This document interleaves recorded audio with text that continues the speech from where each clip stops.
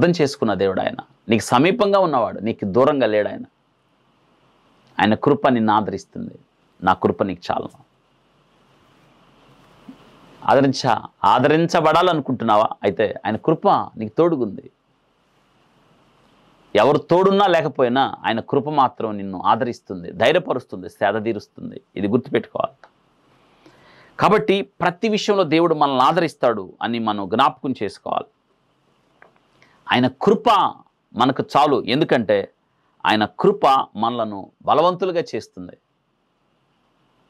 పౌలు గారు తిమోతికి రాస్తున్నాడు. 2 తిమోతి పత్రిక 2వ అధ్యాయం 1వ వచనంలో ఆయన కృప, క్రీస్తు యేసునందున్న కృప చేత బలవంతుడు కమ్ము. ఆయన కృప మనల్ని బలవంతుడుగా చేస్తుంది. ఆయన కృపలో మనం బలవంతులు కాగలుగుతాం. తమ దేవుని ఎరుగు వారు బలము కలిగి గొప్ప కార్యాలు చేస్తారని. ఆయన కృపలో బలం ఉంది. గొల్యాతు కన్నా దావీదు బలవంతుడై గొల్యాతును చేతుల ఆయుధము లేకుండా కొట్టి చంపాడు. సౌలు అంతకంతకు నీర్సించెను, దావీదు అంతకంతకు బలము నొందెను. దేవుని కృప తోడై ఉంది. కాబట్టి ఆయన కృపలో మనం బలం పొందుతాం. ఆయన కృపలో మనం బలం పొందుతాం. కాబట్టి ఆయన కృప మనకు బలం ఇస్తుంది. ఆయన కృప మనల్ని బలపరుస్తుంది. ఇది మనం గుర్తుపెట్టుకోవాలి. వింటున్నారా? 94వ కీర్తన 18వ వచనంలో నా కాలు జారనని నేను అనుకొనగా యెహోవా నీ కృప నన్ను బలపరుచుచున్నది అన్నాడు.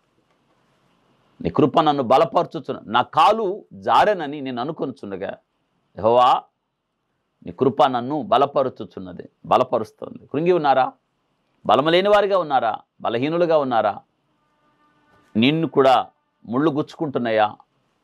అది తీసివేయబడాలని అడుగుతున్నావా? కానీ జవాబు వేరే విధంగా వస్తుందా? అయితే దేవుని కృపే కారణం.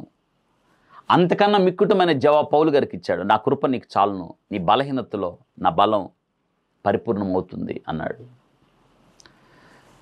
కాబట్టి కృప మీకు చాలు అని దేవుడు మాట్లాడుతున్నప్పుడు మనకు భయమేలా? ఆయన కృప మనకు బలపరుస్తుంది, బలాన్ని ఇస్తుంది. కాబట్టి మనం ఆయన కృప కొరకు కనిపెట్టుకున్నట్టు మంచిది కదా.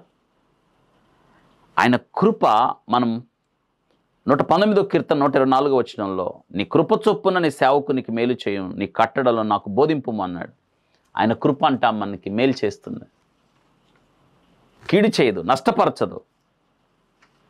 ఆయన కృప మనకి మేలు చేయను.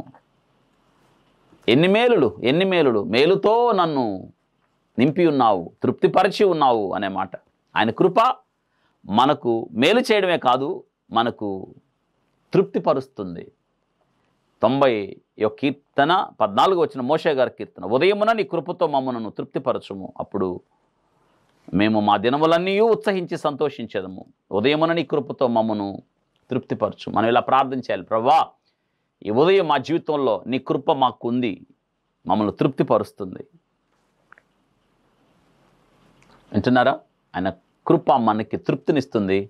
మరొక శ్రేష్టమైన మాట, ఆయన కృప మనకి ఎల్లప్పుడూ క్షేమాన్ని ఇస్తుంది. 23వ కీర్తనలో 6వ వచనం, నేను బ్రతుకు దినములన్నీ కృపాక్షేమములు అనే మాట.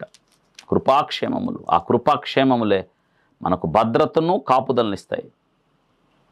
వింటున్నారా? ఆ కృపే మన చుట్టూ కంచి వేయడానికి కారణమవుతుంది. భద్రత, కృపాక్షేమములు. నా బ్రతుకు దినములన్నీ కూడా కృపాక్షేమములు నా వెంట వచ్చును